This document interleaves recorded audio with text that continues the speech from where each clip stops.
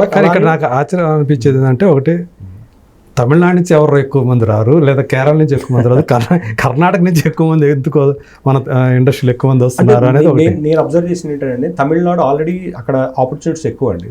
అక్కడ sun network అనే పెద్ద వ్యవస్థ ఉంది, అలాగే స్టార్ విజయ్ అని ఉంది, ఇంకా నెంబర్ ఆఫ్ ఛానల్స్ ఉన్నాయి అక్కడ. అండ్ నాకు తెలిసింది ఏంటంటే అక్కడ కొంచెం బడ్జెట్స్ కూడా ఎక్కువ ఇస్తారు. మన తెలుగు ఆర్టిస్టులు అక్కడ ఏమైనా దాంట్లో వెళ్తుంటారా? వెళ్ళారు, నాకు తెలిసి కొంతమంది వెళ్ళారు. ఓకే, ఉన్నారు అక్కడక్కడ కొంతమంది ఉన్నారు, బట్ ఎక్కువ సంఖ్య లేదు, చాలా తక్కువ ఉంది.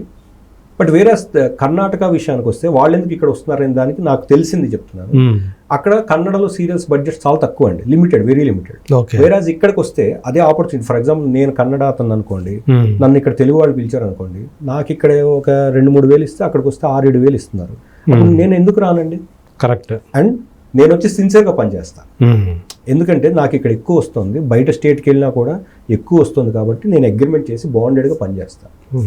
అంటే producer point of view, channel point of view, ఇక్కడ వాళ్ళ మీద ఉన్న కంప్లైంట్ ఏంటంటే నేను తెలుసుకున్నాను, ఇక్కడ వాళ్ళు ఒక ఆపర్చునిటీ వస్తే చేస్తూ ఇంకొకటి వస్తే దీన్ని డిచ్ చేసి వెళ్ళిపోతుంటారు.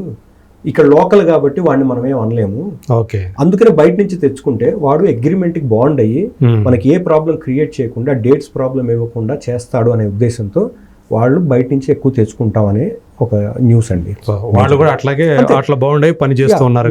వాళ్ళ పాయింట్ ఆఫ్ వ్యూ కూడా కరెక్ట్ అయ్యి ఉండొచ్చు, ఎందుకంటే ఇక్కడ లోకల్ వాళ్ళకి అగ్రిమెంట్లు లేవా? ఓన్లీ హీరో హీరోయిన్, ఇంకేమైనా మేజర్ క్యారెక్టర్ వాళ్ళకే అగ్రిమెంట్స్ ఉంటాయండి. మిగతా ఫర్ ఎగ్జాంపుల్ ఇప్పుడు నేను క్యారెక్టర్ ఆర్టిస్ట్గా ఉన్నాను అనుకోండి, నాకేం అగ్రిమెంట్ ఉండదు. నేను బికాస్ ఆఫ్ ఇంత ఎక్స్పీరియన్స్ ఉండి నేను అగ్రిమెంట్ చేయాలా అని అడిగాను అనుకోండి, ఒక్కొక్కసారి చేయాల్సి వస్తుంది, ఎందుకంటే ఛానల్ రూల్స్లో ఉంటే మెయిన్ క్యారెక్టర్స్, ఇంపార్టెంట్ క్యారెక్టర్స్ కూడా చేయాల్సి వస్తుంది. లేని వాళ్ళు ఏం చేస్తారంటే కమిట్ అయిపోతారు, ఆపర్చునిటీ వచ్చిందని. అలాగే ఇంకొక ఆపర్చునిటీ వస్తే అది కూడా ఒప్పేసుకుంటారు. ఎందుకంటారండి, ఎవరి పాయింట్ ఆఫ్ వ్యూ వాళ్ళు కరెక్ట్. ఇప్పుడు నాకు ఆపర్చునిటీ ఎక్కువ వస్తే నేను బాగా సంపాదించుకుంటాను, వాళ్ళ పాయింట్ ఆఫ్ వ్యూ ఏంటి, ఎక్కువ ఆపర్చునిటీస్ వాడి వెళ్ళిపోతే అదే రోజున డేట్లు ఇబ్బంది అయితే టోటల్ ఆ రోజు వర్కే దెబ్బతింటుంది, అప్పుడు 1 డే లాస్ వస్తుంది ప్రొడ్యూసర్కి. అప్పుడు ఎవరు రెస్పాన్సిబుల్? 1 డే ప్రొడ్యూసర్కి లాస్ వచ్చినా కష్టమే ఇప్పుడున్న పరిస్థితి. కొన్ని సందర్భాలు చూస్తే ఆర్టిస్ట్ మారిపోవడానికి కారణం ఇట్లాంటివి అంతేనండి, వాస్తవం. నేను ఎప్పుడు ఒక పాయింట్ ఆఫ్ వ్యూ చెప్పనండి, artist point of view correct ఉంటుంది, producer point of view correct ఉంది, channel point of view correct ఉంటుంది. కానీ ఎండ్ ఆఫ్ ది డే ఏంటంటే ఏది మేజర్గా ఎఫెక్ట్ అవుతుంది అనేది మనం గ్రౌండ్ రియాలిటీలో తెలుసుకోవాలి. ఇప్పుడు నా పర్సనల్ ఎక్స్పీరియన్స్ ఒకలాగా ఉంటుందండి, ప్రొడ్యూసర్ పర్సనల్ ఎక్స్పీరియన్స్ ఇంకోలాగా ఉంటుంది, అలా డిఫరెంట్గా ఉండొచ్చండి. ఏదైనా కూడా ఇంక ఈ సర్వైవల్ ఇక్కడ ఎవరికి వాళ్ళు పోరాడాలంతే. మనం పక్కనోడి కోసం పోరాడితే మనం అనేవాడు ఉనికిలో కూడా ఉండకపోవచ్చు, అలాంటి సిచ్యువేషన్ ఇప్పుడు ఉంది. సో అందుకనే ప్రతి ఒక్కళ్ళు కూడా మనిషి ఏంటంటేనండి, తనను తాను రక్షించుకుంటూ తన ఫ్యామిలీ కోసమే కష్టపడతాడు, పాటుపడతాడు. ఇలాంటి సందర్భంలో ఇక్కడ ఏదో విప్లవాత్మకమైన నిర్ణయాలు తీసేసుకుని ఫ్యామిలీని ఎఫెక్ట్ చేసే నిర్ణయాలు తీసుకోలేరు ఎవరు. ఎప్పుడు తీసుకుంటారంటే నేను ఈ పని చేయకపోయినా నేను బతకగలను అనే నమ్మకం, కాన్ఫిడెన్స్ ఉన్నప్పుడు ఒక విప్లవం వస్తుంది. కానీ దేనికైనా వెనక ఒక స్ట్రెంగ్త్, కాన్ఫిడెన్స్ ఉన్నప్పుడే చేయగలుగుతారు ఏదైనా కొత్త ఇది తీసుకురావడానికి. లేనప్పుడు ఏమవుతుందంటే ఈ పోరాటంలో కాంప్రమైజ్ అవ్వాల్సిందే, అంతకుమించి వేరే చాయిస్ లేదు.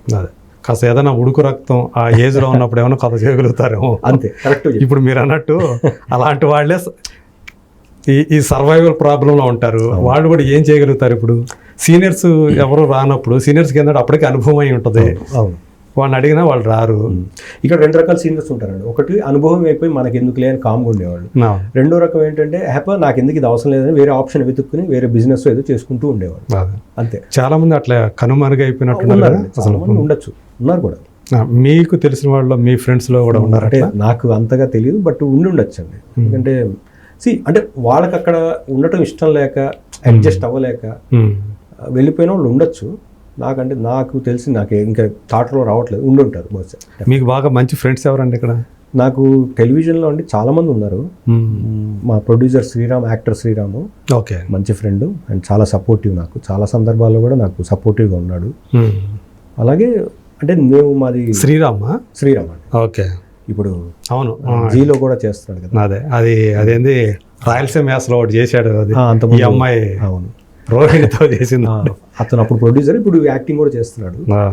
సో శ్రీరామ్ అట్లా చాలామంది ఉన్నారు. మాది ఒక మేమందరం కలిసి క్రికెట్ కూడా ఆడేవాళ్ళం. Cricket association of Telugu television అని మేము పెట్టాము ఒకటి. So I'm talking about from past 15 years. Corona ముందు వరకు కూడా చాలా యాక్టివ్గా చేసేవాళ్ళం. కరోనా ముందు నుంచి కొంచెం స్లో అయిపోయింది. ఇప్పుడు మేము కలవట్లేదు కూడా చాలామంది. అప్పట్లో రెగ్యులర్గా ఆల్మోస్ట్ శ్రీరాము, సమీర్, అందరూ భరణి, కౌశిక్, అందరం అనిల్, వీళ్ళందరూ చక్రి, అందరం కలిసి రెగ్యులర్గా ఆడుతూ ఉండేవాడు. సో ఇప్పుడు ఏంటంటే ఇంకెవరు బిజీలో వాళ్ళు ఉన్నారు కాబట్టి అప్పుడప్పుడు రేర్గా కలుస్తుంటాం. మీ అందరిలో కూడా కథ సమీర్ సినిమాల్లో కూడా కొంచెం ఎక్కువ యాక్ట్ చేసినట్టున్నాడు. మీరు చెప్పిన మా రాజీవ్ భయ్య కూడా మంచి రాజీవ్. సో వాళ్ళిద్దరు రాజీవ్ కూడా ఉండేవాడు ఫస్ట్లో ఉండేవాడు. ఆయన తర్వాత కొంచెం బిజీ అయిపోయి ఆయన కంప్లీట్గా అది వదిలిపెట్టేసి టీవీ వదిలిపెట్టేసి సినిమాలోకి వస్తాడు కదా ఆయన. అంటే ఆయనకి ఫస్ట్ నుంచి రాజమౌళి గారు వాళ్ళు కలిసి చేశారు కాబట్టి వాళ్ళకి అక్కడ మంచి ఇది పడింది ఫౌండేషన్. అవును, మేము చేసేటప్పుడు మాకు అలాంటి రాజమౌళిలు దొరకలేదు వాస్తవానికి. సో మేము ఇంకా ట్రయింగ్లోనే అదే. సో మీరు కానీ మీకు సినిమాల్లోకి చేయాలనే ఆలోచన ఉండబట్టే కదా మీరు నరసింహపురం అనే సినిమా చేశారు. ఇక్కడ ప్రతి మనిషి ఇండస్ట్రీకి వచ్చే ప్రతి యాక్టర్ ఏం ఫీల్ అవుతాడండి, నేనే కూడా ఒక చిరంజీవి అయిపోదాం అనుకుంటాడండి. వాస్తవానికి అనుకోవటంలో తప్పలేదు, కానీ మనకు అర్హత ఎంత ఉందనేది ఆలోచించుకోవాలి మనిషి ఫస్ట్. సో ఇక్కడ ఇదిలో ఏమవుతుందంటే చాలామంది ప్రయత్నాలు చేసేసి చాలామంది లైఫ్ పెట్టేసి ఎన్నో ప్రయత్నాలు చేస్తుంటారు. అదే రకంగా నేను కూడా నరసింహపురం అనే మూవీ చేశాను. అంటే చాలా సీరియస్గా చాలా ఎఫర్ట్ పెట్టి చేశాను. దానికి వెంకటేష్ గారే మాకు టీజర్ లాంచ్ కూడా చేశారు వాస్తవానికి. అంటే ఆయన అందుకని ఆయన ఇందాక చెప్పినట్టు మొదట్లో ఆయన ఏం అడిగినా కూడా కాదు అని ఎప్పుడు అనలేదు. సో నా కోసం ఆయన టీజర్ కూడా లాంచ్ చేశారు. బట్ అది కరోనా సెకండ్ వేవ్ వచ్చిన టైంలో థియేటర్స్ అప్పుడు జస్ట్ ఓపెన్ చేస్తున్న మూమెంట్లో రిలీజ్ చేసాం. అంటే ప్రతి దాంట్లో ప్లస్లు మైనస్లు ఉంటాయండి. ఆ సినిమా మహాద్భుతం నేను చెప్పను, మంచి ఎఫర్ట్ పెట్టాము. అదే అఖండ అనే సినిమా తర్వాత లేదండి, అఖండ ముందే వచ్చిందండి. ఓకే, ఆ టైంలో నారప్ప సినిమా వచ్చింది వెంకటేష్ గారిది. ఆ టైంలో అది ఓటీటీలో రిలీజ్ అయింది. సో అది ప్రయత్నం చేసాం, కానీ ఆ ప్రయత్నం అనుకున్నంత స్థాయిలో సక్సెస్ అవ్వలేకపోయాం మేము. ఓకే, బట్ ప్రయత్నం అయితే చేసాం. అంటే పైగా ఏంటంటే మీరే దానికి ప్రొడ్యూసర్ కదా. అవునండి, అదే ఇప్పుడు ఎండ్ ఆఫ్ ది డే ఏమవుతుందంటే అంటే క్యారెక్టర్ మీద బాగా ఇష్టంతో, క్యారెక్టర్ మీద ఇష్టంతో, ప్లస్ నేను ఫస్ట్ ఆ సినిమా ఒప్పుకున్నప్పుడు నేను ప్రొడ్యూసర్ కాదండి. ఎవరైతే ప్రొడ్యూస్ చేస్తా అనుకున్నారో వాళ్ళు ఆ టైంలో కొంచెం ఇబ్బందులు ఉండి వాళ్ళు ఎగ్జిట్ అయిపోయారు. ఇంకా నేను పర్సనల్గా తీసుకున్నాను. ఎందుకు నేను స్టార్ట్ చేసింది ఇట్లా ఆగిపోతే నాకే చాలా ఇదిగా ఉంది, వద్దని నేను ఇంకా నాకున్న పరిస్థితులు నాకున్న ఫ్రెండ్స్ దగ్గర నుంచి అలా ఇలా చేసుకుని దాన్ని మూవ్మెంట్ చేశాను. శ్రీరాజ్ అనుకుంటా కదా డైరెక్టర్. శ్రీరాజ్ డైరెక్టర్, నా ఫ్రెండే అతను కూడా. సో అతను కూడా కొంచెం నామినల్ అమౌంట్ పెట్టాడు ఫస్ట్లో. ఓకే, తర్వాత మేజర్ అమౌంట్ నేనే పెట్టుకున్నాను. నా ఫ్రెండ్ రాజారెడ్డి అని ఒక పర్సన్, అతను హెల్ప్ చేశాడు ఫైనాన్షియల్గా. సో ఏదైనప్పటికీ ఎండ్ ఆఫ్ ద డే అది రిజల్ట్ ఇవ్వలేదు. సో దానివల్ల మనకి అక్కడి నుంచి కొంచెం చాలా డౌన్ ఫాల్ అయిపోయింది. బట్ అంటే మీరు అప్పుడు దాకా ఏదైతే సంపాదించుకున్నారో అదంతా పెట్టేసినట్టున్నారా? అంతే, ఇంకా తెచ్చారా? బయట నుంచి కూడా తెచ్చుకున్నాం కొంచెం. సో ఫైనాన్స్ తెచ్చుకున్నాం, అక్కడి నుంచి కొంచెం ఎఫెక్ట్ ఇచ్చింది. But end of the day ఇది మన నిర్ణయం. మన నిర్ణయానికి మనం ఎవరిని బ్లేమ్ చేయలేము. అవును. సో దాని బాధ్యులం అంతే, ఆ పర్యవసానాలు మనమే ఎదుర్కోవాలి. సో అదొక మంచి ఎక్స్పీరియన్స్, పెద్ద లెసన్ ఇన్ లైఫ్. ఓకే, అన్ని రకాలుగా కూడా ఇచ్చింది. అన్ని రకాలుగా, హార్దికంగా అన్ని రకాలుగా.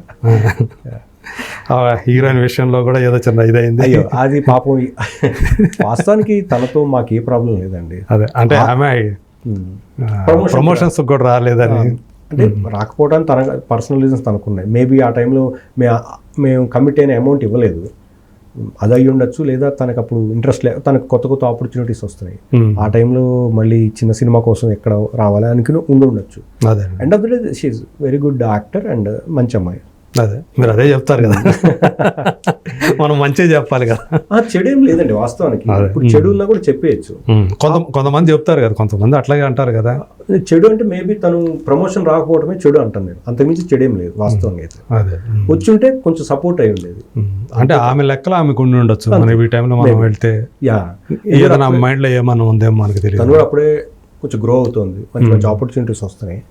సో ఈ టైం కూడా చెప్పినట్టు ఉండారు కదా, అంటే ఆమె ఏదైనా వేరే రకంగా అనుకొని ఆ ట్రైలర్ వల్ల లేదా ఏదో మొత్తానికి అయిందని. అంటే అవునండి, ట్రైలర్లో ఏదో చిన్న అసభ్యంగా అనిపించింది, ఇట్లాంటి సినిమా డిగ్రేడ్ సినిమాలో నేను చేస్తున్నానా అనిపిస్తుంది అన్నట్టుగా తను ఫీల్ అయింది. అదే, but end of the day ట్రైలర్లో ఉన్నది సినిమాకి సంబంధం లేదండి అసలు.